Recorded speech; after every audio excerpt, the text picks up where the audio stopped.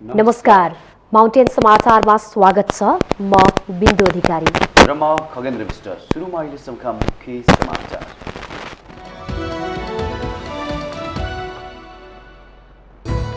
डोटीमा 6.6 म्याग्निट्युडको भूकम्प, घर भत्किँदा महिला र 2 बालबालिका गरी 3 जनाको मृत्यु, उद्धारमा नेपाली सेनाको टोली।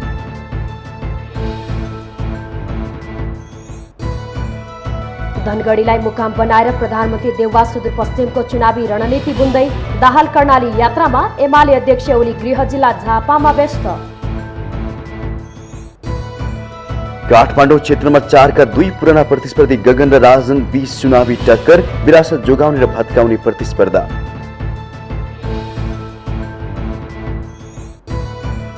विशेष अदालतको फैसलामा अख्तियार असन्तुष्ट, सफाई पाएका 124 मुद्दा विरुद्ध अख्तियारले दियो सर्वोच्चमा पुनरावेदन। दलहरूको घोषणापत्रमा भूमि विहीनलाई आवास र लाल पूर्जाको आश्वासन, सुकुम्बासी भन्छन् बाचा पत्याउनी छोडियो, जितेपछि वास्तै गर्दैनन्। रिपब्लिक पार्टीले मध्यावधि चुनाव जिते अमेरिकाहरूको अधिकार कमजोर बनाउने राष्ट्रपति बाइडेनको दावी, मतदिँदा गम्भीर बन्न आग्रह। र आइसिसी टी20 विश्वकप क्रिकेटको पहिलो सेमिफाइनल खेलमा आज न्युजिल्यान्ड र पाकिस्तान बीच प्रतिस्पर्धा हुँदै दुवै टोली फाइनलमा पुग्ने दाउमा।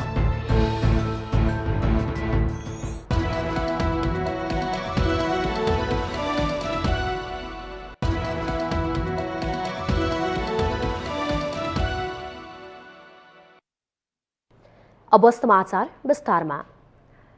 डोटीमा आज बिहान 2:12 6.6 म्याग्निट्युडको भूकम्पले घर भत्काउँदा 3 जनाको मृत्यु भएको छ। पूर्वी चौकी गाउँपालिका 3 गैरा गाउँ ठक्कर बोहराको घर भत्काउँदा 3 जनाको मृत्यु भएको बताइएको छ। एक महिला र 2 बालबालिकाको शव च्यापिएको अवस्थामा भेटिएको जनाइएको छ। उनीहरूको शनाखत हुन बाँकी नै छ। अन्य घाइतेको उद्धार गरिएको छ। उद्धारमा नेपाली सेनाको टोली खटिएको छ भने थप विवरण आउन बाँकी नै छ। यसअघि बझाङमा मंगलबार राति 9:07 जाँदा भूकम्पको धक्का महसुस भएको थियो। खप्तड राष्ट्रिय निकुञ्जलाई केन्द्रबिन्दु बनाएर 5.7 म्याग्निट्युडको भूकम्प गएको हो। यसअघि आइतबार बिहान 9:27 4.6 म्याग्निट्युडको भूकम्पको धक्का महसुस गरिएको थियो। सुदूर पहाडका अधिकांश जिल्लामा भूकम्प गएको राष्ट्रिय भूकम्प मापन तथा अनुसन्धान केन्द्रले जनाएको छ।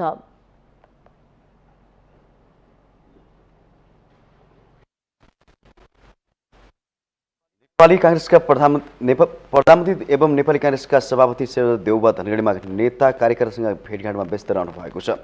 2 दिनदेखि धनगढी स्थित आफ्नो निजी निवासमा प्रधानमन्त्री देउवाले विभिन्न जिल्लाका नेतासँग भेटघाट गरिरहनु भएको हो। भेटघाटका लागि नेताहरू पालै पालो प्रधानमन्त्रीको निवासमा पुगिरहेका छन्।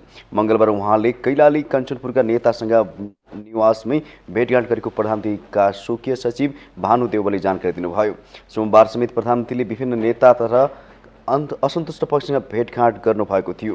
खास गरेर टिकट वितरणपछि असन्तुष्ट देखिएका र स्वतन्त्र उम्मेदवारी दर्ता गराएका नेतालाई निवासमै बोलाएर प्रधानमन्त्रीले भेटघाट गर्नुभएको थियो।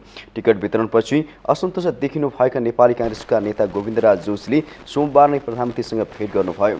जोशीले कैलाली क्षेत्र नम्बर 3बाट प्रदेश सभा सदस्यका लागि स्वतन्त्र रूपमा उम्मेदवारी दर्ता गराउनु भएको छ। प्रधानमन्त्रीले नेता कार्यकर्तालाई निवासमै भेट गरेर चुनावी अवस्थाबारे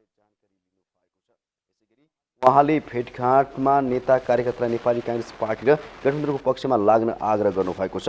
डलधरमा आयोजित 4 दिने चुनावी प्रचारको कार्यक्रम सकेर प्रधानमन्त्री आइतबार साँझ देउवा धनगढी फर्किनु भएको थियो।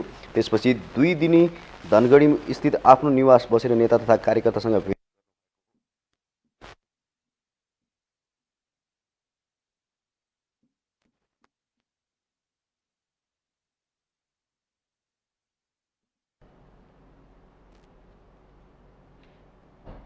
नेकपा माओवादी केन्द्रका अध्यक्ष पुष्पकमल दाहाल चुनावी प्रचारका क्रममा जुम्ला र कालीकोट पुग्नु भएको छ। मंगलबार कालीकोटमा आयोजित चुनावी सभालाई सम्बोधन गर्दै अध्यक्ष पुष्पकमल दाहालले वर्तमान सत्ता गठबन्धन विगतको शान्ति सम्झौताकै निरन्तरता भएको बताउनुभयो। दाहालले शान्ति सम्झौता भएको दिन गिरिजाप्रसाद कोइरालाले लाल सलाम र आफूले जय नेपाल भनेको उल्लेख गर्नुभयो। उहाँले एमाले अध्यक्ष केपी शर्मा ओलीले संविधान र संघीयतालाई अपहरण गरेको आरोप लगाउँदै लामो बलिदानी पश्चात स्थापित गणतन्त्र र संघीयतामाथि अपराध गरेको बताउनुभयो। दाहालले देशलाई सही मार्गमा अघि बढाउलान् भनेर ओलीलाई प्रधानमन्त्री बनाए पनि शासक भएर निस्किएको जिकिर गर्नुभयो। ओलीको अहंकारी निर्णय विरुद्ध नै गठबन्धन बनेको उहाँको भनाइ थियो। दाहालले देशलाई उल्ट्याउन चाहनेहरूको अर्को गठबन्धन बनेको भन्दै त्यसको विपक्षमा मतदातालाई उभिन आग्रह गर्नुभयो। उहाँले निर्वाचनपछि गठबन्धनकै नेतृत्वमा सरकार बन्ने र बजेटमा कर्णालीलाई पहिलो प्राथमिकतामा राखिने प्रतिबद्धता जनाउनुभयो। कालीकोटबाट महेन्द्र बहादुर शाहीलाई जिताए केन्द्रमा मन्त्री बनाउने उहाँको भनाइ थियो। यसअघि दाहालले जुम्लामा आयोजित चुनावी सभालाई सम्बोधन गर्नुभएको थियो।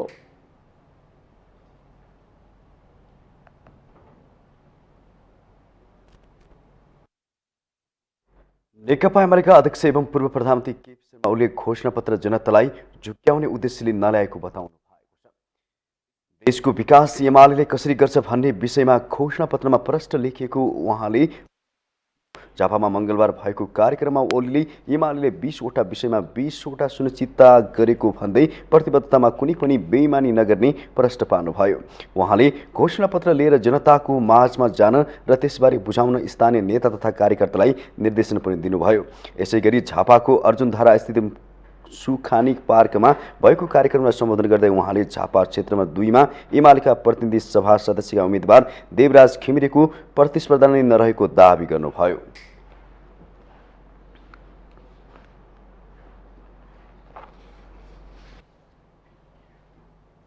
निर्वाचन नजिकै गर्दा उम्मेद्वारहरू चुनावी प्रचार प्रसारमा व्यस्त छन्।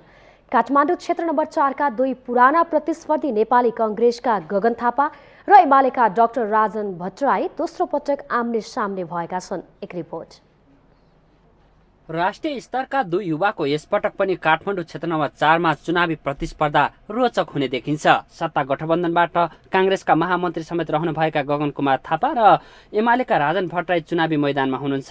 दुवै उम्मेद्वार घर दैलो अभियानमा व्यस्त रहँदा बाजी कसको पल्टामा पर्ने हो अड्कलबाजी भइरहेको छ।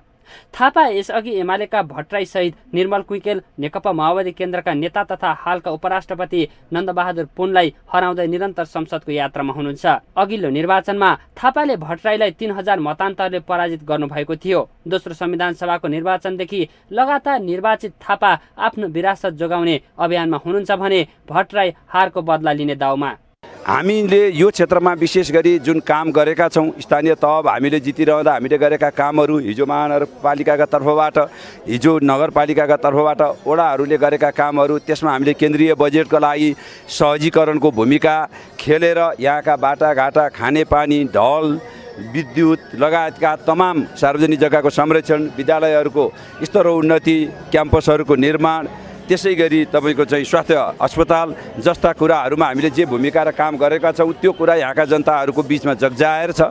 तिनै कुराहरू भोलि अझ त्यसलाई निरन्तरता, अझ सशक्त रूपमा, अझ प्रभावकारी हिसाबले अगाडि बढाउनका लागि हाम्रो उम्मेदवारी। मूलधारका 2 दलका 2 प्रतिस्पर्धीले घर दैलोमा व्यस्त हुँदै गर्दा आफ्ना सबल पक्ष तथा विगतका निर्वाचन क्षेत्रमा खेलेको भूमिका प्रस्तुत गर्दै मतदाता फकाइरहेका छन्। कांग्रेस उम्मेद्वार थापाले भावी प्रधानमन्त्री तथा पार्टीको मूल नेतृत्वको दौडमा रहेको सार्वजनिक रूपमै बताउँदै आइरहनु भएको छ। यो निर्वाचन पछाडि प्रत्येक पार्टीको हाम्रो आफ्नो निर्वाचनमा हामी कति सिट प्राप्त गर्छौँ त्यो रहने भयो।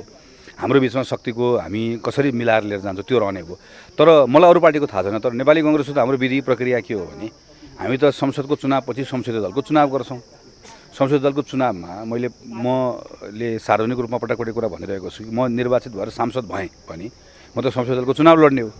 त्यसैले मैले त त्यो चुनाव निर्वाचित हुने प्रयास गर्ने हो।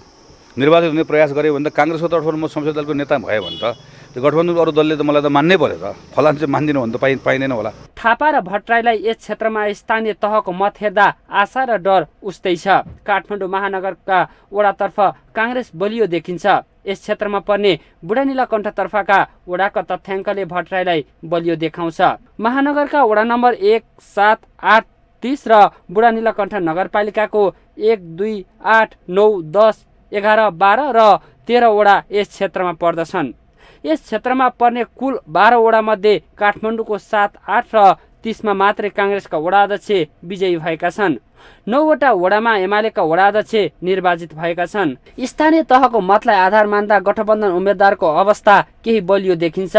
काठमाडौँ 4 मा पर्ने वडाहरूमा एमाले पाएको कुल मत 16,981 छ। दोस्रो स्थानमा रहेको काङ्ग्रेसले 16,084 मत पाएको छ। त्यस्तै एकीकृत समाजवादीको मत 2,688 छ। माओवादी केन्द्रले 873 पाएको थियो। सत्ता गठबन्धनका 3 दलले पाएको मत जोड्दा 19,645 पुग्छ। थोरै मत भए पनि गठबन्धनका अन्य दलको मत थपिँदा थापालाई केही सहज हुन सक्छ। थापा र भट्टराईसँगै नेपाल मजदुर किसान पार्टीका रमेश डङ्गोल, राप्रपाका डाक्टर ठाकुर मोहन श्रेष्ठ, लोकतान्त्रिक समाजवादीका भानुकुमार खड्का लगायत 30 जना यो क्षेत्रमा चुनावी प्रतिस्पर्धामा छन्। स्वतन्त्रबाट मात्रै यहाँ 13 जनाले प्रतिस्पर्धा गर्दैछन्। 2070 सालको दोस्रो संविधान सभाको चुनावबाट निरन्तर आफ्नो पक्षमा विजयी भइरहेका गगन कुमार थापालाई यसपटक आफ्नो विरासत जोगाउनु पर्ने देखिन्छ। त्यसैगरी विगतमा तितो हारको अनुभव बटुलेका राजन भट्टराईलाई यसपटक त्यो विरासत तोड्ने दाउमा देखिन्छन्। यस्तो अवस्थामा अब चुनावी परिणाम कस्तो आउला मङ्सिर 4 गतेले नै बताउने नै छ। माउन्टेन टेलिभिजन एचडीका लागि क्यामेरामा अमर राउतका साथमा बटुक राजगिरी, काठमाडौँ। यसैबीच काङ्ग्रेसका महामन्त्री गगन कुमार थापाले पार्टीमा नेतृत्व परिवर्तनका लागि आफूलाई संसदमा निर्वाचित गरेर पठाउनु आग्रह गर्नु भएको छ। आफू सांसद भए मात्रै काङ्ग्रेसभित्र संसदीय दलको निर्वाचनमा प्रतिस्पर्धा हुने र सरकारको नेतृत्व परिवर्तन सम्भव हुने उहाँको भनाइ थियो। पार्टीको काभ्रे काठमाडौँ सम्पर्क समन्वय समितिले मङ्गलबार काठमाडौँ 4 मा आयोजना गरेको भेटघाट कार्यक्रममा थापाले आफूलाई सांसदमा निर्वाचित गराए पठाए 10 वर्षमा मुलुकको राजनीतिलाई पुरै सुधार गर्ने प्रतिबद्धता व्यक्त गर्नुभयो। तपाईँ आफै हुनुहुन्छ त्यो ठाउँमा, तपाईँ गइदिनु पर्नेछ। त्यसैले अब म यति नै कुरा आग्रह गर्छु, तपाईँ आइदिनु भयो, तपाईँहरूप्रति आभारी छु। तपाईँले 2-4 दिन 5 दिन गरेर गरिदिने घर दैलोले नेपालको 10, 15, 20 वर्षको राजनीति कतातिर जाने भन्ने कुरालाई ठुलो अर्थ राख्नेवाला छ। त्यसैले तपाईँको 2 दिन मैले मागेँ, तपाईँको 48 घण्टा मैले मागेँ। तपाईँले 48 घण्टा मलाई दिनुहोस्, 2 दिन मलाई दिनुहोस्। म नेपालको अर्को 10 वर्षको सुध्रिएको राजनीति तपाईँलाई दिने भाषा गर्छु। त्यसका निम्ति प्रयत्न गर्छु। यसका लागि तपाईँको साथ चाहिएको छ। थापाले अबको निर्वाचनपछि पनि मतदाताको प्रतिष्ठा राख्ने काम सांसदहरूले नगरे मुलुकमा सङ्घीय लोकतान्त्रिक गणतन्त्रात्मक शासन व्यवस्था नै नरहने चेतावनी दिनुभयो। जनप्रतिनिधिहरूले मतदाताहरूमाथि निर्वाचनमा गरेको वाचा अनुसार काम नगरे उनीहरूले फेरि चुनाव लड्न नपाउने पनि उहाँको भनाइ थियो। थापाले सत्तारूढ गठबन्धनको आगामी निर्वाचनपछि बहुमत आउने दावी गर्दै त्यसपछि 5 वर्षसम्म एकताबद्ध भएर जनताको भावना अनुसार काम गर्न प्रतिबद्ध हुनुपर्ने बताउनुभयो।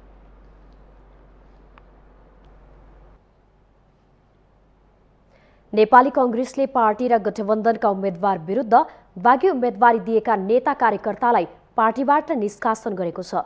केन्द्रीय अनुशासन समितिले पार्टीका आधिकारिक उम्मेद्वार र पार्टीले समर्थन गरेका उम्मेद्वार विरुद्ध उम्मेद्वार भएका उनीहरूका प्रस्तावक र समर्थक भएका 74 जना नेता कार्यकर्तालाई निष्कासन गरेको हो। समितिका संयोजक आनन्द प्रसाद ढुङ्गानाले पार्टीको विधान बमोजिम बागी उम्मेद्वार उनीहरूका प्रस्तावक र समर्थकलाई 5 वर्षका लागि पार्टीको अभिलेखबाट हटाउन निर्देशन दिनुभएको हो। कांग्रेसले केन्द्रीय सदस्य दिनेश कोइराला, पूर्व केन्द्रीय सदस्य हेमराज तातेड, पूर्व सांसद अमरेश कुमार सिंह, पूर्व राज्य मन्त्री राजेन्द्र बहादुर सिंह, पर्साका पूर्व सभापति अजय द्विवेदी, बझाङका पूर्व सभापति हर्कजङ बहादुर सिंह र धनुषा क्षेत्र नम्बर 3 का सभापति हरिशंकर शाह सहित 74 जना नेता कार्यकर्तालाई कारबाही गरेको छ।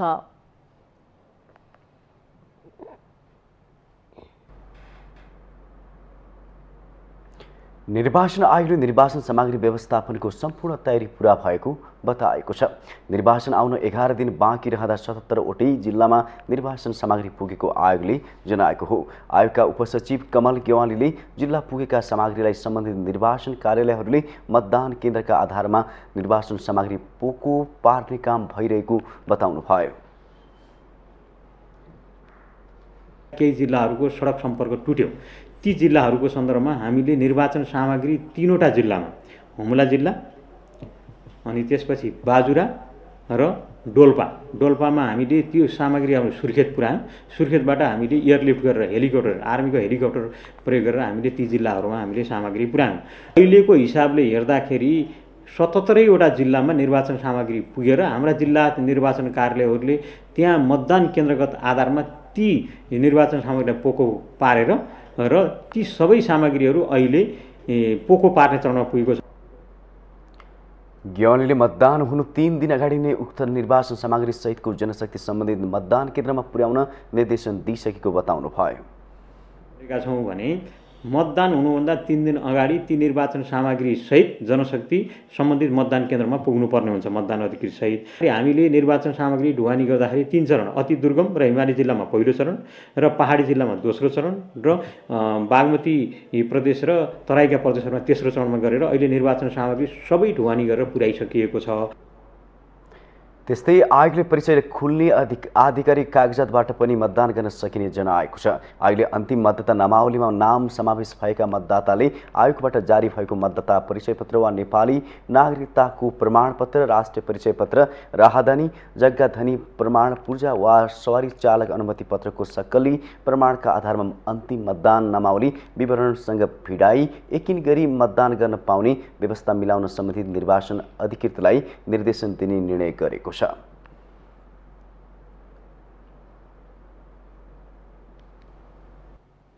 अख्तियार दुरुपयोग अनुसन्धान आयोगले विशेष अदालतका फैसलाहरूमा तीव्र असन्तुष्टि जनाएको छ।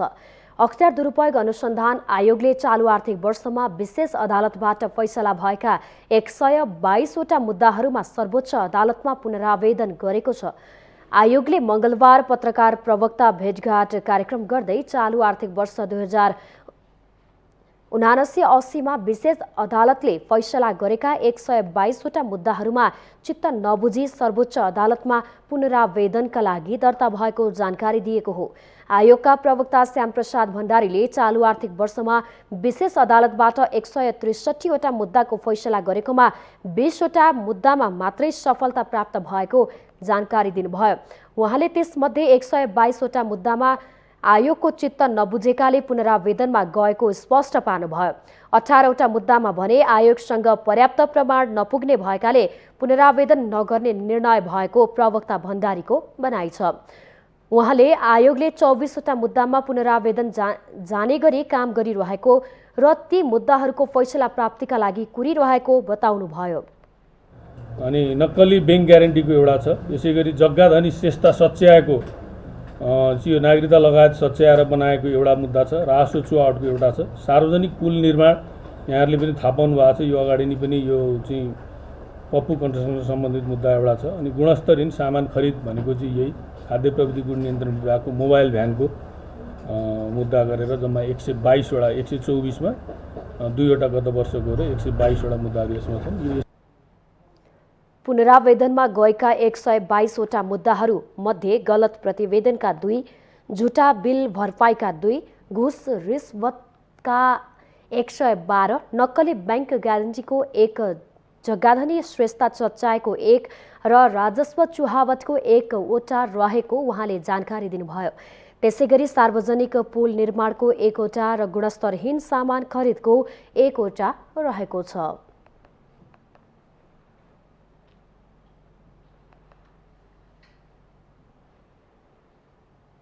माउन्टेन समाचारमा पालो भएको छ ब्रेकको।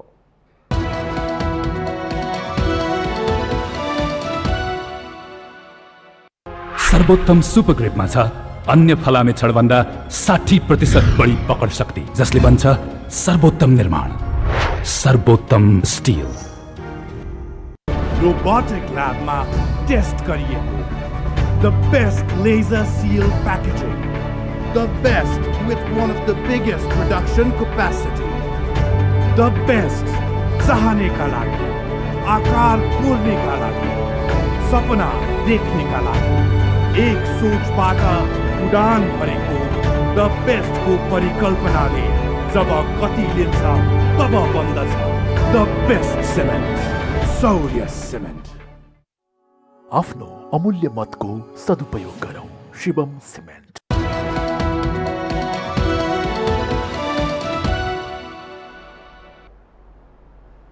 ब्रेकपछि स्वागत छ। अब बाँकी समाचार। हरेक निर्वाचनमा दलहरूले आफ्नो घोषणापत्रमा भूमिविहीन, अव्यवस्थित तथा सुकुम्बासीका मुद्दाहरू समेटेका हुन्छन्। निर्वाचनका बेला दलहरूले मतदाता आकर्षित गर्नकै लागि घोषणापत्रमा ल्याउने उक्त मुद्दाहरू भने पीडितले पत्याउनै छाडेका छन्। काठमाडौँको निर्वाचन क्षेत्र नम्बर 1 मा पर्ने थापाथलीमा रहेको सुकुम्बासी बस्तीमा बस्ने हरिमाया जिम्बालाई अचेल दलप्रति वितृष्णा नै छाएको छ। उनले निर्वाचनका बेला सुकुम्बासीको समस्या समाधान गर्छु भनेर मत माग्न आएका दलका उम्मेद्वारलाई जिताएर पठाए पनि सरकारमा पुगेपछि आफूहरूको मुद्दाको सुनाइ नै नभएको भन्दै दलप्रति वितृष्णा पोखिन्। अहिले पनि केही नेताहरू भोट माग्न आएका थिए, तर खै हाम्रो समस्याको समाधान भएन भन्दै प्रश्न सोध्ने गरेको छु उनले भनिन्। खै आगो देखेको थियो होइन, अब भोट हाल्नु भनिराखेको थियो। अब के को लागि भोट हाल्ने हो होइन, हाम्रो अब जहिले पनि सुकुम्बासीको समस्या कहिले समस्याको समाधान गर्दैन, तपाईँहरूले भोट हालेर के गर्ने भनेर भने मैले। यो स्थानमा हरिमाया मात्र होइन 145 सुकुम्बासीका परिवार बस्दै आएको छ। यहाँका अन्य व्यक्तिहरू पनि उम्मेद्वारहरूले आफूहरूलाई झुटो आश्वासन दिने गरेको र सरकारमा जुन दल पुगे पनि समस्या 20को 19 नभएको बताउँछन्। निर्वाचनको समयमा त उहाँहरू आउनुहुन्छ, भोट माग्नुहुन्छ, हामी यसो गरौँला उसो गरौँला, तपाईँहरूको बास टिकाउँला भन्नुहुन्छ। भोट हालेर चाहिँ अब उहाँहरूलाई जिताइसकेपछि अब यहाँ सुकुम्बासीको सब नै निकाल्दैनन्। मान्छे जन्मिएपछि धरतीमा बस्ने अधिकार सबैलाई छ, न उनलाई दिन पर्यो, बरु छानबिन के गर्ने भन्ने कुराहरू छ। हरेक निर्वाचनका बेला दलहरूले सुकुम्बासीका मुद्दालाई घोषणापत्रमा समेट्ने गर्दछन्, जसले जिते पनि आफूहरूको समस्या समाधान हुन्छ भन्ने आशा नै नभएको उनीहरू बताउँछन्। भने अनुसार नेताहरू काम 100मा 5% पनि हामीलाई आशा लाग्दैन।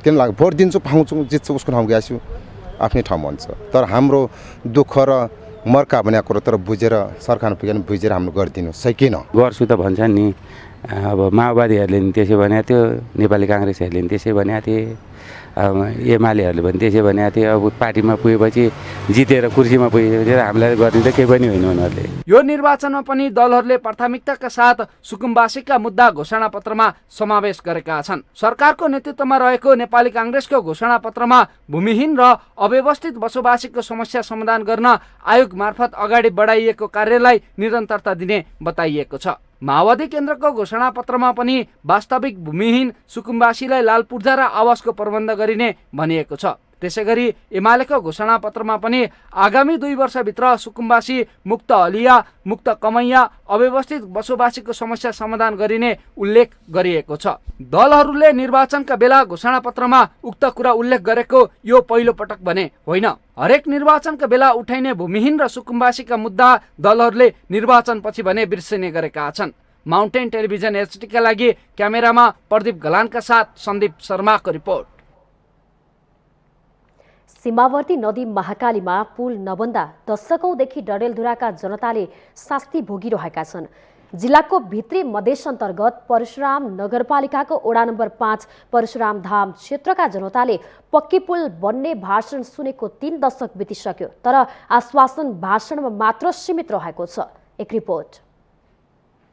हरेक चुनावमा आश्वासनको चाङ लाग्ने डडेलधुराको परशुराम क्षेत्रमा 2 देशीय नदी महाकालीमा पुल नबन्दा यहाँका जनता जोखिम मोलेर टायर ट्युबमा तर्न बाध्य छन्। केही वर्ष पहिलेसम्म दुवै देशको सहमतिमा काठे डुङ्गासम्म सञ्चालनमा थियो, तर हाल उक्त डुङ्गा पनि सञ्चालन नहुँदा दैनिक उपभोग्य वस्तु सस्तोमा पाइने छिमेकी बजार टनकपुर जान समस्या भएको स्थानीयको गुनासो छ। कुरा त भएको पक्की पुलको, यसमा जाने यो पखान छ, यहाँनिर जाने बारी पक्की पुल बनाउने भन्ने 20 वर्ष पहिल्यैदेखि कुरा हो। हाम्रा नेताजीहरूले जाने त्यस्ता आश्वासन दिएर गएका हुन्। आउँछन् चुनावको बेला जाने आश्वासन दिन्छन्, पछि बिर्सन्छन्, त्यसको जाने कुरै छैन अहिलेसम्म। हामीलाई जाने त्यही बारेमा धेरै दुःख छ। हामी महाकालीमा पुल हाल्छौँ भन्दा यहाँ हामीहरूले बाध्यता भएर ओ हेर्नुहोस् उतातिर धेरै जस्ता मान्छेहरू धेरै दुर्गम क्षेत्रमा पऱ्यो। कसैले पनि यो खोलालाई हेर्छ कि या के हाम्रो लागि सुविधा हुन्छ कि अहिले 3 महिना भइसक्यो टमाटर मिलिरहेको छ यहाँ हेर्नुहोस्। अब हिजो चाहिँ 1-2 जनालाई मैले पैसा दिएर टुनाउकुर पठाएँ। अब यस्तो यस्तो समस्या छ दुर्गम क्षेत्रमा। नेताहरू आउँछन्, यिनीहरूको त खेल हो, आउँछन् जान्छन् खान्छन् मौज मस्ती उडाउँछन्, केही टेन्सन त होला तर गर्न सक्दैन। परशुराम नगरपालिकाको वडा नम्बर 5 परी गाउँ अर्थात् महाकाली नदी क्षेत्रका जनतालाई शुद्ध पिउने पानी र धान गहुँको उत्पादनका लागि उर्वर भूमिमा सिंचाइको असुविधा रहेको स्थानीयले गुनासो गरेका छन्। भने अब शेरबहादुर देउपाले भने होला मैले कि होइन बनाउँछ भनेर कहाँ बनाउने केही थाहा छैन, कहिले बनाउने त्यहाँको ठेका बन्नु यहाँ त केही पनि बनेको छैन। महाकाली नदीको परशुराम घाटमा पक्की पुल बनाउने बाचा वर्तमान प्रधानमन्त्री शेरबहादुर देउवाले 2 दशक भन्दा अघिको निर्वाचनमा पनि गर्नु भएको थियो। तर पक्की पुल त कता हो कता सामान्य झोलुङ्गे पुलसम्म पनि बन्न सकेको छैन। जनप्रतिनिधिका लागि 7औं पटक प्रतिनिधि सभा सदस्यको उम्मेदवारी दिनुभएका देउवाले डडेलधुराको लालढुङ्गा स्थित जोगबुढा रंगशालामा आयोजित चुनावी सभामा बोल्दै महाकाली नदीमा पक्की पुल बनाउने प्रतिबद्धता फेरि पनि दोहोर्याउनु भएको छ। म तपाईहरुलाई अझ पनि के भन्छु भन्दै म त फेरि आइरहन्छु या भनिरहन्छु, यहाँका विकासका कुराहरू पुरा पक्की पुल बनाउँदै यहाँ चाहिँ उसमा माथि समेत के अरे यो दैजी जोगबुढादेखि दैजीसम्मको बाटो चौडा हुँदैछ। अझ पक्की बाटो बनाएर यहाँबाट छोटो बाटो हामी बनाउनेछौँ। त्यस्तै यताबाट पनि चाहिँ मलाई लाग्छ यताबाट पनि मान्छे भन्छन् बन्नु सक्छ भनेर यो बर्मुदेव बाटो पनि कौवानी हुँदै यहाँ चाहिँ जोड्ने बाटो हुनसक्छ यो जोगबुढा। त्यसैले त्यहाँ चाहिँ ठुल्ठुलो चट्टानहरू भएर महाकाली कोरिडोर पनि त्यहाँबाट ल्याएर महाकाली कोरिडोर पनि यो ल्याएर सिधा माथिसम्म दार्चुला बैतडीसम्म चाहिँ महाकाली कोरिडोर कर्णाली महाकाली किनार बाटो बनाउनेछौँ। जिल्लाको आधा जनसङ्ख्या रहेको भित्री मधेसको परशुराम क्षेत्रमा सीमावर्ती नदी महाकालीमा पुल नहुँदा आवत जातमा असजिलो मात्र होइन दैनिक जीवन नै प्रभावित बनेको छ। माउन्टेन टेलिभिजन एचडीका लागि डडेलधुरा सहकर्मी विमल जैरूको रिपोर्ट।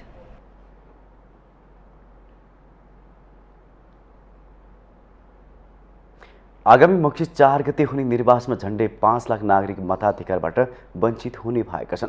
राजनीतिक दलहरूको दाउपेचले अलपत्र परेको नागरिकता विधेयक टुङ्गोमा पुग्न नसक्दा 5 लाख बढी नागरिक नागरिकता विहीन भएको कारण मताधिकारबाट वञ्चित हुने भएका हुन्।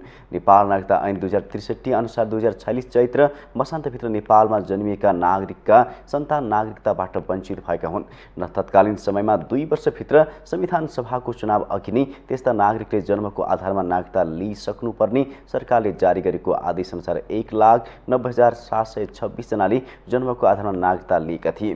तिनै जन्मसिद्ध नागरिकता लिएका नागरिकका सन्तान अहिले नागरिकता विहीन भएका हुन्। नागरिकताको सम्बन्धमा लामो समयदेखि काम गर्दै आउनुभएका अधिवक्ता सबिन श्रेष्ठका अनुसार तत्कालीन समयमा सरकारद्वारा भएको अल्पकालीन व्यवस्था अनुसार जन्मसिद्ध नागरिकता पाएका नागरिकका सन्तान अहिले नागरिकता विहीन भएका हुन्।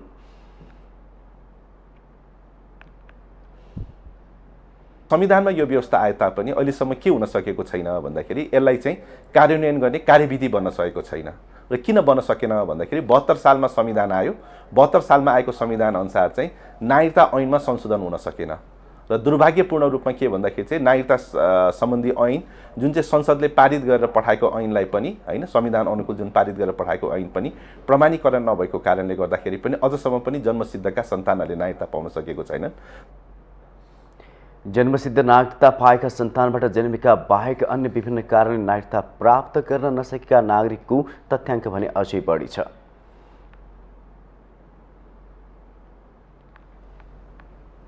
सरोकारवालाहरूले प्रेस स्वतन्त्रताको प्रत्याभूतिका लागि सबैले मिलेर काम गर्नुपर्ने बताएका छन्।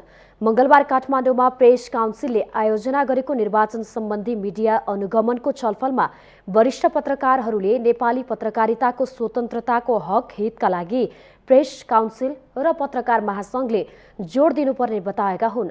उनीहरूले प्रेस काउन्सिल नेपाल विशुद्ध व्यावसायिक संस्था हुनुपर्ने र पत्रकारितालाई कुनै पनि किसिमको अवांछित हस्तक्षेपबाट जोगाउने कुरामा बलियो बन्नुपर्ने धारणा राखेका छन्। नियम कानुन अनुशासन आबद्ध एउटा संस्था बनाउनु पर्यो। अहिले सबै चाहिँ तपाईँ ज्ञानेन्द्र बहादुर कार्कीका प्रतिनिधि, विद्या भण्डारीका प्रतिनिधि, शेरबहादुरका प्रतिनिधि हाम्रो ओलीजीका प्रतिनिधि सबै ठुल्ठुला नेताहरूका प्रतिनिधि प्रचण्डजीका प्रतिनिधिहरू बसेर प्रेस काउन्सिल गर्छ चाहिने कुरा गर्नुपर्छ नि। प्रेस काउन्सिलले पहिले त चाहिँ प्रेस काउन्सिलले आफ्नो निजात्मकता आफ्नो स्वत्व के हो त्यो पत्ता लगाउनु पऱ्यो। हामीले त सोमनाथजी यहाँ हुनुहुन्छ अगाडि हामीले त चाहिँ तपाईँको चाहिँ कठिन सङ्घर्ष गरेका थियौँ त्यस प्रेस काउन्सिलको लागि। अर्को निर्वाचन आयोगले पछिल्लो समय जुन ढङ्गको चाहिँ अभिव्यक्ति स्वतन्त्रतालाई नै सङ्कीर्ण हुने गरी आचार संहिता बनायो त्यो आचार संहिताले चाहिँ सही मान्छे निर्वाचित भएर आओस् भन्ने जुन लोकतन्त्रको मूल एउटा त्यो मान्यता हो जुन स्पिरिट हो निर्वाचनको त्यो मान्छे सही छ कि छैन भने चाहिँ एउटा अन्तर्क्रिया हुने चाहिँ तपाईँको प्लेटफर्ममै बन्द गर्न खोजेको देखिन्छ। अब चुनावका बेलामा उम्मेदवारको बारेमा चर्चा नगरेर कहिले गर्ने चुनाव पछाडि गर्नुको त्यसो के अर्थ छ? यो गएको 5 वर्षमा चाहिँ संसदका फल्लो पात्रहरूले प्रेस फ्रेन्डली कानुन बनाउने सन्दर्भमा सहयोग गर्नु भएन। त्यस्तो उम्मेदवारले जित्नु हो भने हामी चाहिँ अझ पछाडि पर्छौँ। हाम्रो प्रेस स्वतन्त्रता चाहिँ हनन हुन्छ भनेर मैले छलफल गर्न पाउने कि नपाउने हो। अध्यक्ष पोखरेलले गत 5 वर्षमा सांसदहरूले नै प्रेस स्वतन्त्रता मैत्री कानुन निर्माणमा सहयोग नगरेको गुनासो गर्नुभयो।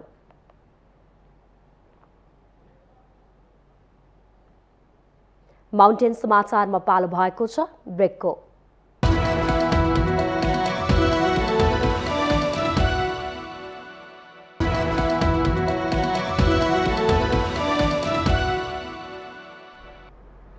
ब्रेकपछि स्वागत छ बाँकी समाचार। ललितपुर महानगरपालिकाका वडा नम्बर 22 मा वडा भवन नजिक 10 फिटको सार्वजनिक बाटो नै बन्द गरेर किक फन वर्ल्ड बनाउँदा पनि सम्बन्धित निकाय मौन बसेको छ। 6 वर्षअघि वडाबाट 8 लाखको बजेट विनियोजन गरी बाटो निर्माण कार्य समेत भइसकेको छ, तर बनाइसकेको सार्वजनिक बाटोलाई नै भत्काएर किक फन ओल्ड भवन बनाउन थालेपछि स्थानीयवासीहरूको आवाज जवात नै बन्द भएको छ। बाटो बन्द भएसँगै बुङमती र चुनखेलको बीचमा रहेको वाम देवेश्वर महादेवको मन्दिर र थेचोको देवीलाई बुङमतीमा ल्याउँदा प्रयोग हुने बाटो अवरुद्ध भएको छ। ललितपुर महानगरपालिका वडा नम्बर 22 को नापी नक्सामा स्पष्ट रूपमा उल्लेख भएको बाटो नै कब्जा गरेर भवन निर्माण भइरहेको छ। स्थानीयवासीहरूको विरोधका बीच निर्माण कार्य जोडतोडले चलि नै रहेको छ। निर्माणाधीन किक फन वोलको भवनसँग बुङ्गमतीको ऐतिहासिक संस्कृति समेत जोडिएको छ। मनोकामना जात्रा हुँदा भैरव वस्त्रमा लागेको रगत पखाल्ने सांस्कृतिक महत्त्वको भैरव कुण्ड रहेको छ। स्थानीयवासीहरूले यस कुण्डलाई चोगाचा भन्ने गरिन्छ। यस्तो सांस्कृतिक भैरव कुण्डको जग्गालाई समेत अतिक्रमण गर्ने तयारीमा रहेको स्थानीयवासीहरूको भनाइरहेको छ। साविक बाटोलाई नै बन्द गरेर भैरव कुण्डको जग्गा र प्रति जग्गाबाट नयाँ बाटो बनाउने योजनामा किक फन वोल र वडा रहेको स्थानीय धर्म शाक्यको आरोप छ। 10 लाख रुपियाँको बजेटबाट चाहिँ यहाँ बाटो चाहिँ वाल लगाइसकेको, बाटोको दायाँ वाल लगाएर चाहिँ बाटो फराकिलो भइ नै सकेको अवस्था थियो। तर अहिले आएर चाहिँ अचानक चाहिँ यहाँ अब खास कुरो के हो भन्ने कुराहरू यहाँ स्थानीय जनताले पनि बुझेको पनि छैन। यहाँ स्थानीय जनताको माग भनेको त्रिपक्षीय रूपमा चाहिँ नि योजना के हो भन्ने कुरा बुझाइ हुनुपर्छ र अब 81 आएर चाहिँ यो भएको नक्सामा भएको पुरानो एउटा परम्परागत बाटो, एउटा सांस्कृतिक बाटो पनि हो जुन अब आउँदो मङ्सिरमा चाहिँ अब थेचोको 12 वर्ष मेलाको दौरानमा चाहिँ थेचोको 12 वर्ष मेलाको देवीनाथ जात्रा बुङमतीमा ल्याउने मूल यो बाटो यही हो। यो अहिले यो बाटोलाई चाहिँ यसरी चाहिँ नि भत्काउने बिगार्ने काम भइरहेछ। 22 वडाका वडा अध्यक्ष सागर तुलाधर भने सार्वजनिक बाटो नमिचिएको र नक्सा पासमा ढिलाइ भएकोले मात्र अफवाह फैलिएको तर्क गर्नुहुन्छ।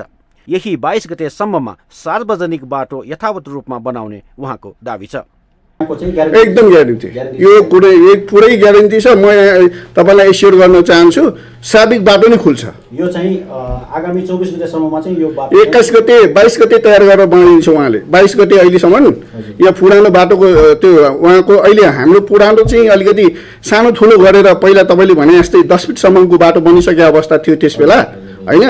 एउटा योजना आएर पनि बनिसके 8 लाख रुपियाँ जहाँसम्म लाग्छ हाम्रो पूर्व अध्यक्ष ज्यूकै पहलबाट चाहिँ एउटा योजना पनि कार्यान्वयन भयो त्यहाँ हैन। त्यो स्वाभाविक रूपमा त्यो बाटो छ जुन हिसाबको चाहिँ हाम्रो नक्सामा छ त्यही हिसाबले जान्छ। त्यसलाई नै आधार बनाएर उहाँले नक्सा बनाएको छ हैन।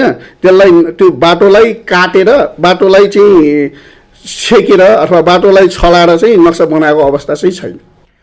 किकवोल निर्माण क्षेत्रमा ज्येष्ठ नागरिकहरूको लागि दिवा सेवा केन्द्र शान्ति आश्रम पनि रहेको छ। यस सम्बन्धमा किक फन्ड वर्ल्डसँग बारबारको प्रयासका बावजुद सम्पर्क हुन सकेन। वातावरण संरक्षण ऐनको दफा 29 अनुसार सम्बन्धित सरोकारवाला निकायले राष्ट्रिय सम्पदा सम्बन्धी अभिलेखमा समावेश गर्ने वस्तु, स्थल, वनस्पति, जीवजन्तु र वातावरणीय अवस्थाको विवरण सर्वसाधारणको जानकारीको लागि राष्ट्रिय स्तरको दैनिक पत्रिका वा वेबसाइटमा राख्नुपर्ने हुन्छ। तर बुङ्गमतीमा निर्माणाधीन संरचनाको न त जानकारी नै दिएको छ, न त यसको वेबसाइट नै रहेको छ। विकासको नाउँमा सार्वजनिक बाटोमा नै भवन निर्माण भन्दा ठूलो व्यथिति अरू के होला? यस्तो गलत प्रवृत्तिको अन्त्य गरी सार्वजनिक बाटोलाई स्वाभाविक रूपमा नै पुनर्स्थापित गर्न अब ढिलो गर्नुहुन्न। माउन्टेन टेलिभिजन एचडीका लागि क्यामेरामा अमर राउतका साथ विसन्तर साकेको रिपोर्ट। पाल्पाको सत्यवती मन्दिरमा चिच्याएर वर माग्ने अनौठो परम्परा छ। सत्यवती बजैले कान नसुन्ने भएकाले चिच्याएर वरदान माग्नुपर्ने जनविश्वास छ। यस ठाउँमा चिच्याएर वरदान माग्दा पूरा हुने दर्शनार्थीहरू बताउँछन्। एक रिपोर्ट। सत्यवती बजैसँग चिच्याएर मागेको वरदान पूरा हुने भन्दै टाढा टाढाबाट भक्तजनहरू पाल्पाको सत्यवती मन्दिरमा जाने गरेका छन्। सत्यवती बजैसँग रातिमा मात्र चिच्याएर वरदान माग्ने प्रचलन भए पनि पछिल्लो समय भने दिउँसोमा पनि वरदान माग्ने गरिएको छ। मन्दिरको किनारमा ताल रहेकोले भक्तजनहरूले तालको वरिपरि घुम्दै चिच्याएर वरदान माग्ने गर्दछन्। सत्यवती मन्दिर नजिकै तालमा कार्तिक शुक्ल चतुर्दशीको दिन सत्यवती बजैलाई सम्झेर बाँसको लिङ्गो गाडी चिच्याएर वरदान माग्ने र अर्को दिन बिहान उज्यालो नहुँदै पूर्णिमाको दिन गाडेको लिङ्गो उठाएर घरमा ल्याउने प्रचलन रहेको छ। आफूले मागेका वरदानहरू सानैदेखि पूरा हुँदै आएको दर्शनार्थीहरू बताउँछन्। एउटा पहिला भाकल गर्छन्, त्यसपछि भाकललाई पूरा भएपछि फेरि पूरा गर्ने हिसाबले पनि आउनुहुन्छ। त्यही अवसरमा दर्शन सन्तानहरूलाई यो विश्वास भएको हुनाले फेरि त्यो रिपिट हुँदैखेरि आज यो झनपछि झन सागरको रूपमा चाहिँ मानिसहरू, श्रद्धालुहरू, भक्तहरू यहाँ आइरहेको हामीलाई विश्वास छ र हामी पनि त्यही विश्वास लिएर आज आएका छौँ। पहिलेदेखि नै सत्यवती बजैले मागेको कुराहरू पुर्याउँछिन् अरे भन्ने थाहा पाइसके पछाडि म अहिलेसम्म मलाई लाग्छ 7 चोटि करिब आइसकेँ होला म। तर मलाई अहिलेसम्मको मेरो इच्छा मागे अनुसारको पुरा भइरहेको हुँदाखेरि फेरि पनि म माग्नको लागि आएको। भक्तजनले मागेका कुराहरू सत्यवती बजैले पूरा गरिदिने जनविश्वासका साथ रागा, कुखुरा, हाँस, बोकाको बलि दिने वा त्यत्तिकै जंगलमा छाडिदिने पनि प्रचलन छ। यहाँ भारतको गोरखपुर, लखनऊ लगायतका क्षेत्रबाट पनि भक्तजन आउने गर्दछन्। वर्षको एक पटक मात्र पुग्ने धार्मिक पर्यटकलाई 12 महिना नै आकर्षित गर्न गुरु योजना बनाएर काम गर्ने तयारी गरेको तिनाउ गाउँपालिकाले जनाएको छ। अहिले गाउँपालिकाले मन्दिर व्यवस्थापनका लागि बजेट छुट्याएर अघि बढेको र आगामी दिनमा यसको संरक्षणका लागि पनि विशेष पहल कदमी लिने गाउँपालिकाले जनाएको छ। सत्यवती मन्दिर हाम्रो तिनाउ गाउँपालिका वडा नम्बर 4 मा पर्छ र साबिकको कोलनाडा गाविसमा पर्नेछ र अहिले यो नयाँ संरचना अनुसार हाम्रो तिनाउ गाउँपालिकामा 6 वटा वार्ड छ भने यो 4 नम्बर वार्डमा पर्नेछ।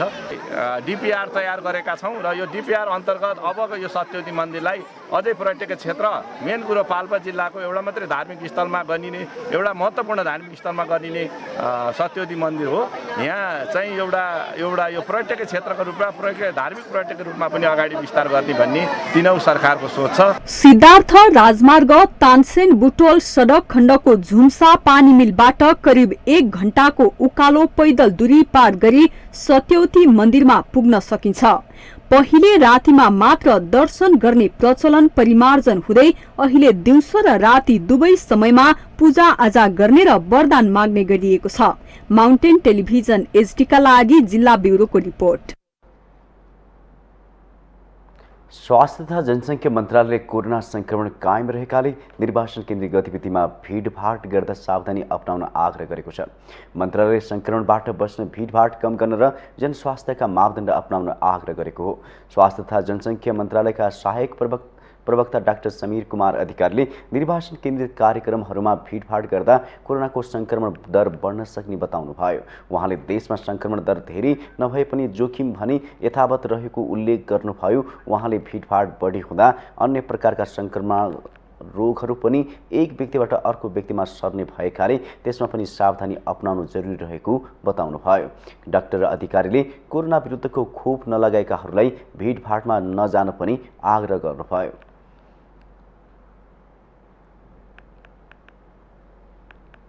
कोभिडको मात्रै कुरा भएन, अरू किसिमका संक्रमणहरू पनि कसैलाई छन् भने, रुवाखुरीका कुराहरू पनि हजुरलाई कसैलाई छन् भने थप धेरै मानिसहरूलाई हुनसक्छ, धेरै मानिसहरू बिरामी हुन सक्ने अवस्थाहरू हुन्छ। ती सबै कुराहरूलाई मध्यनजर गरेर हामीले मास्कको प्रयोग गर्ने, त्यस्ता भिडभाडहरूमा जानुपर्ने अवस्था हुँदा सकेसम्म नजाने, जानै पर्ने अवस्थाहरू हुँदाखेरि मास्कको प्रयोगलाई विशेष रूपमा ख्याल गर्ने र अर्को कोभिड-19 विरुद्धको खोप नलगाएको व्यक्तिहरू सकेसम्म त्यसरी ननिस्किने, खोप अनिवार्य रूपमा लगाउने र दोस्रो मात्रा अर्थात् पूर्ण मात्रा लगाइसकेको 3 महिना कटिसकेको छ भने त्यस्ता व्यक्तिहरूले समयमै एक अतिरिक्त मात्रा बुस्टर मात्राका रूपमा लगाइदिनु पर्ने हुन्छ। प्रवक्ता डाक्टर अधिकारीका अनुसार अहिलेसम्म 6 करोडभन्दा बढी मात्रा खोप नेपालले प्राप्त गरेको छ, जसमध्ये 5.5 करोड मात्रा खोप लगाइसकेको तथ्याङ्क छ। उहाँले खोप लगाउने लक्षित जनसङ्ख्या 2 करोड 33 लाखभन्दा बढी रहेकोमा त्यसमध्ये 7%ले एक मात्रा खोप लगाएको र 96%ले पूर्ण मात्रा खोप लगाइसकेको बताउनुभयो।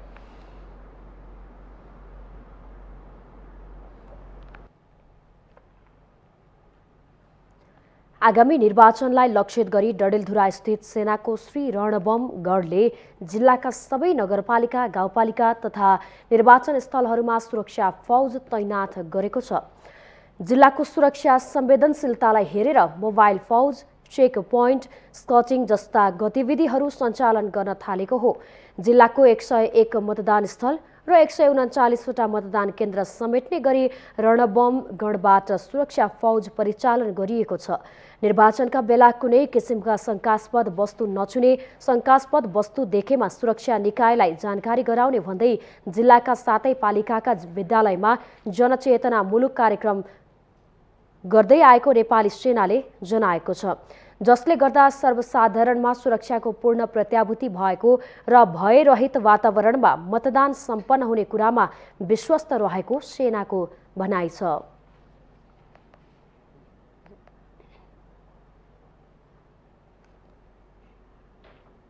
हामीसँग आर्थिक, अन्तर्राष्ट्रिय र खेल समाचार बाँकी नै छन्। माउन्टेन समाचारमा पालो भएको छ ब्रेकको।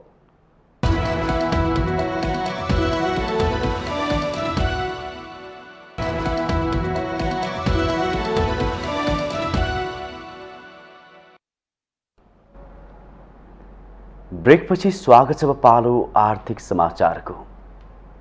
आर्थिक समाचारको साथमा मेरो देश मेरो जगदम्बा सिमेन्ट, गुणस्तरको नयाँ स्तर Riddhi Siddhi cement, Jagadamba super sign तथा ग्याल्भा प्लस जस्ता पाता जीवनभरको भरोसा। मेगा बैंक नेपाल लिमिटेड, विश्वास जित्दै अघि बढ्दै। सर्वोत्तम सिमेन्ट, सर्वोत्तम मजबुती।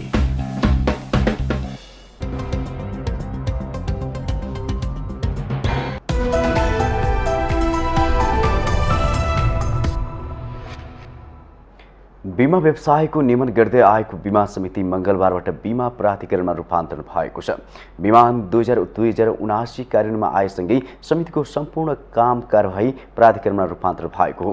भदौ अन्तिममा संघीय संसदबाट पारित भएको बीमा विधेयक असोज 22 गते राष्ट्रपति विद्यादेवी भण्डारीबाट प्रमाणीकरण भएको हो। राष्ट्रपतिबाट प्रमाणीकरण भएको 1 महिनामा लागू हुने कानुनी प्रावधान अनुसार बीमा ऐन मंगलबारबाट लागू भएको औपचारिक घोषणा गरिएको छ।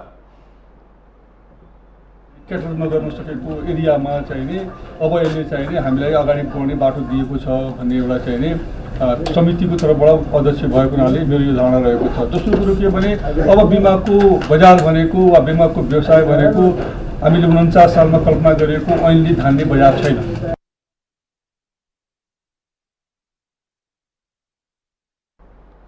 ऐनको व्यवस्था अनुसार हाल कायम समितिका अध्यक्ष लगायत सञ्चालकहरूले स्वतः प्राधिकरण सञ्चालकमा निरन्तरता पाउनेछन्। यस्तै समितिका कर्मचारी र यसले गर्दै आएको काम कारबाहीको दायित्व पनि स्वतः प्राधिकरणमा सर्नेछ। नयाँ ऐन कार्यान्वयनसँगै बिमा क्षेत्रमा नयाँ युगको सुरुवात भएको विश्वास गरिएको छ।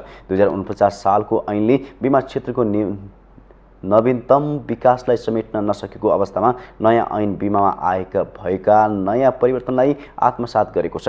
ऐनमा बिमा क्षेत्रको नियमनका लागि स्वायत्त र शक्तिशाली प्राधिकरण र अधिकार प्राप्त अध्यक्षको व्यवस्था भएकाले अहिलेभन्दा छिटो सरितो तथा प्रभावकारी काम हुने विश्वास गरिएको छ। ऐनमा ग्रामीण क्षेत्रका साथै गरिब र विपन्न वर्गमा बिमाको पहुँच बढाउन बिमा विकास कोषको व्यवस्था गरिएको छ।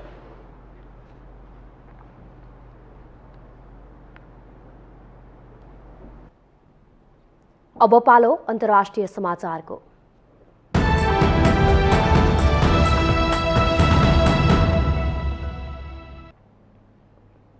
अमेरिकी राष्ट्रपति एवं डेमोक्रेटिक पार्टीका नेता जो बाइडेनले रिपब्लिक पार्टीले मध्यावधि चुनावमा बहुमत ल्याएको अवस्थामा भयावह हुने चेतावनी दिनुभएको छ।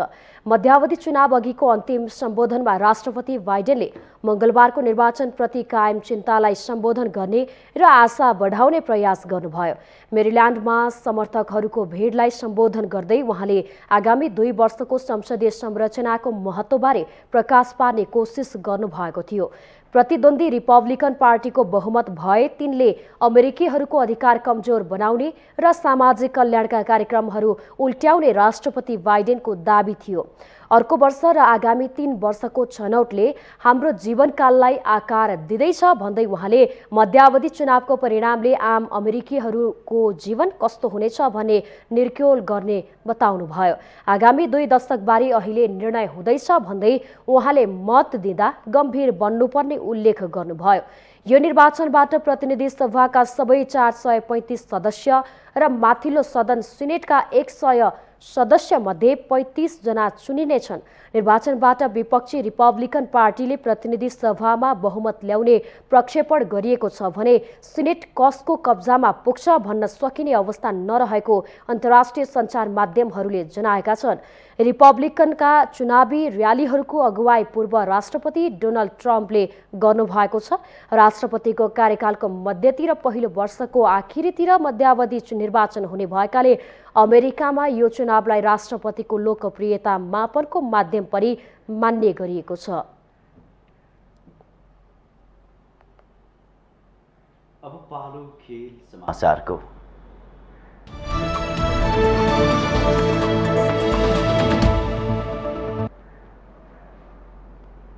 आईसीसी टी20 विश्वकप क्रिकेट 2022 को पहिलो सेमी फाइनल खेलमा आज न्युजिल्यान्ड र पाकिस्तान बीच प्रतिस्पर्धा हुँदैछ। अस्ट्रेलियाको सिडनीमा दिउँसो 1:15 बजे सुरु हुने खेलमा दुवै टोली जित निकाल्दै फाइनल पुग्ने दाउमा छन्। टी20 विश्वकपमा न्युजिल्यान्ड र पाकिस्तान बीच यसअघि 6 पटक प्रतिस्पर्धा भएको छ। 6 मध्ये पाकिस्तानले 4 खेल जित्दा न्युजिल्यान्ड 2 पटक विजयी भएको छ। पाकिस्तानले 2007, 2009, 2012 र सन् 2021 मा टी20 विश्वकपमा न्युजिल्यान्ड विरुद्ध जित हात पारेको हो। आजको खेलमा विजयी हुने टोलीले बिहीबार भारत र इङ्ल्यान्ड बीच हुने खेलको विजेतासँग फाइनल खेल्नेछ। पाकिस्तानसँग 2 मा भारत मुनि दोस्रो स्थानमा रहेर सेमी फाइनलमा पुगेको हो। न्युजिल्यान्डले समूह 1 को विजेता भएर अन्तिम 4 मा स्थान बनाएको हो।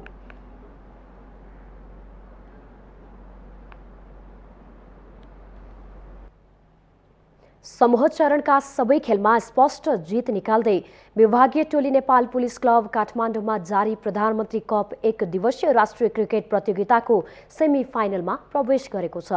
कीर्तिपुर स्थित त्रिभुवन विश्वविद्यालयको मैदानमा सम्पन्न खेलमा पुलिसले मध्य प्रदेशमाथि 191 रनको फराकिलो जित निकाल्दै समूह विजेताको रूपमा अन्तिम 4 मा प्रवेश गरेको हो। पुलिसले दिएको 274 रनको फराकिलो लक्ष्य पछ्याउने क्रममा मध्य प्रदेशले 29.3 ओभरमा सबै विकेट गुमाएर मात्रै 82 रन जोड्न सक्यो। यसअघि टस जितेर पहिला ब्याटिङ गरेको पुलिसले 49.1 ओभर सबै विकेट गुमाएर 273 बनाएको थियो। पुलिसका लागि 3 खेलाडीले अर्धशतकीय पारी खेलेका छन्। आरिफ शेखले सर्वाधिक 73 रन, अमित श्रेष्ठले 65 तथा कप्तान दीपेन्द्र सिंह ऐरीले 51 रन जोडे। बलिङतर्फ मध्य प्रदेशका राजेश यादव र रूपेश सिंहले समान 3-3 विकेट हात पारे। यस्तै पराजित मधेस पनि सेमी फाइनलमा पुगेको छ। मधेसले 3 खेलबाट 5 अङ्क जोडेर समूह उपविजेता बनेको हो। प्रतियोगिता अन्तर्गत मंगलबार नै भएको अर्को खेलमा त्रिभुवन आर्मी क्लबले कर्णाली प्रदेशमाथि पनि फराकिलो जित निकाल्यो। आर्मीले कर्णालीलाई 140 रनले पराजित गरेको हो। आर्मीले दिएको 255 रनको लक्ष्य पछ्याएको कर्णालीले 28.3 ओभरमा सबै विकेट गुमाएर मात्र 114 रनमा समेटियो। कर्णालीको इनिङलाई सस्तैमा समेट्ने क्रममा आर्मीका रोहित पौडेलले सर्वाधिक 3 विकेट हात पारे। यसअघि टस हारेर ब्याटिङको निम्तो पाएको आर्मीले पुरै 50 ओभरको खेलमा 6 विकेट गुमाएर 254 रन बनाएको थियो। बलिङतर्फ कर्णालीका प्रकाश जयश्रीले 3 विकेट लिए। प्रतियोगितामा बुधबारबाट सेमी फाइनलका खेल हुनेछन्।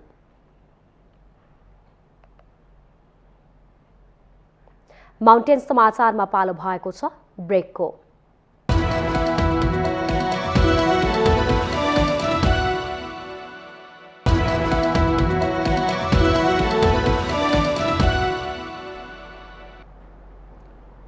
ब्रेकपछि स्वागत छ। यो सँगै हामी माउन्टेन समाचारको अन्त्यमा आइपुगेका छौँ। जाँदा जाँदै मुख्य समाचार पुनः एकपटक।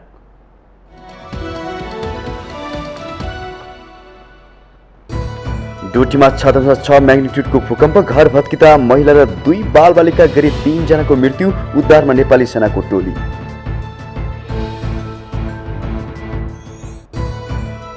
धनगढीलाई मुकाम बनाएर प्रधानमन्त्री देउवा सुदूरपश्चिमको चुनावी रणनीति बुन्दै दाहाल कर्णाली यात्रामा एमाले अध्यक्ष ओली गृह जिल्ला झापामा व्यस्त।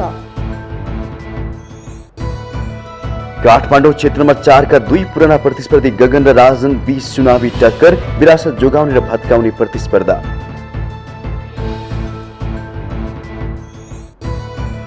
विशेष अदालतको फैसलामा अख्तियार असन्तुष्ट, सफाई पाएका 124 मुद्दा विरुद्ध अख्तियारले दियो सर्वोच्चमा पुनरावेदन। दलहरूको घोषणापत्रमा भूमि विहीनलाई आवास र लाल पूर्जाको आश्वासन, सुकुम्बासी भन्छन् बाचा पत्याउनी छोडियो, जितेपछि वास्तै गर्दैनन्। रिपब्लिक पार्टीले मध्यावधि चुनाव जिते अमेरिकाहरूको अधिकार कमजोर बनाउने राष्ट्रपति बाइडेनको दावी, मत दिँदा गम्भीर बन्न आग्रह। र आइसिसी टी20 विश्वकप क्रिकेटको पहिलो सेमी फाइनल खेलमा आज न्युजिल्यान्ड र पाकिस्तान बीच प्रतिस्पर्धा हुँदै दुवै टोली फाइनलमा पुग्ने दाउमा।